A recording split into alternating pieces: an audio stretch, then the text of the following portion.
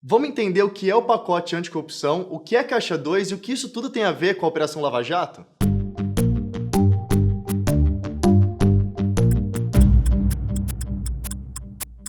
O pacote anticorrupção, que no seu início era chamado de 10 medidas contra a corrupção, foi sugerido pelo Ministério Público Federal por meio de um projeto de iniciativa popular que foi aprovado no dia 30 de novembro em primeira votação pela Câmara dos Deputados. Mas o texto teve alterações e terminou no fim com 12 medidas. O que todo mundo discutiu e muita gente criticou nas últimas semanas foi o fato de que, inicialmente, tinha sido incluída a chamada anistia ao crime de Caixa 2. Mas o que é Caixa 2? Basicamente, uma doação oculta e ilegal de recursos para uma campanha eleitoral. Ou seja, se fosse aprovada, as pessoas que cometeram ou foram beneficiadas desse crime seriam anistiadas, perdoadas, no português bem claro. Uma das emendas ao projeto que causou maior revolta do Poder Judiciário foi sugerida pela bancada do PDT, que previa a punição de juízes e membros do Ministério Público por conta de sua atuação em processo. Pela emenda aprovada, os promotores e procuradores poderão responder pelo crime de abuso de autoridade caso instaurem procedimentos sem que existam indícios mínimos de prática de algum delito. O representante do Ministério Público também corre o risco de ter que indenizar quem for denunciado por ele. Seria uma reparação por eventuais danos materiais, morais ou a imagem que tiver sido prejudicada. No caso dos magistrados, também constituirão crimes de responsabilidade proferir julgamento quando, por lei, deva se considerar impedido e expressar em meios de comunicação opinião sobre o processo em julgamento. Enfim, o que ocorreu no fim da votação foi que boa parte do projeto havia sido desfigurado. Da proposta original, os deputados retiraram, por exemplo, a medida que previa a punição aos partidos políticos pela prática de Caixa 2. Acabaram com a figura do reportante do bem, que era uma espécie de ajuda financeira a quem delatasse crimes dos quais não participou. Reduziram também o poder do Ministério Público junto aos acordos de leniência e não aprovaram o enquadramento do enriquecimento ilícito como crime. Dessa maneira, a proposta final ficou assim: o crime de corrupção se tornou hediondo se envolver valores superiores a 10 mil salários mínimos. A prática de Caixa 2 eleitoral foi enquadrada como crime e os tribunais de justiça terão de ser mais transparentes na divulgação de dados processuais. E haverá também uma limitação de recursos para evitar a protelação de processos. Mas o que isso tudo tem a ver com a Operação Lava Jato? Bom,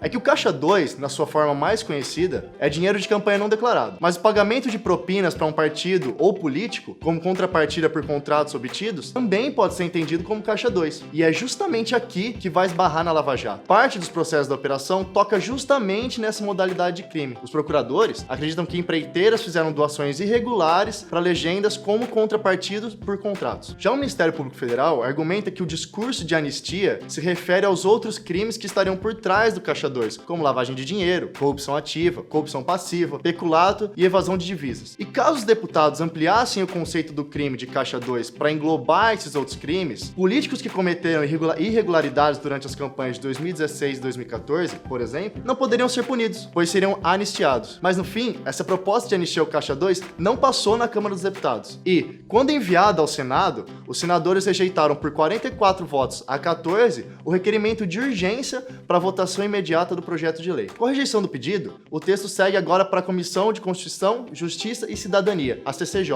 Espero que tenha entendido. Obrigado, galera.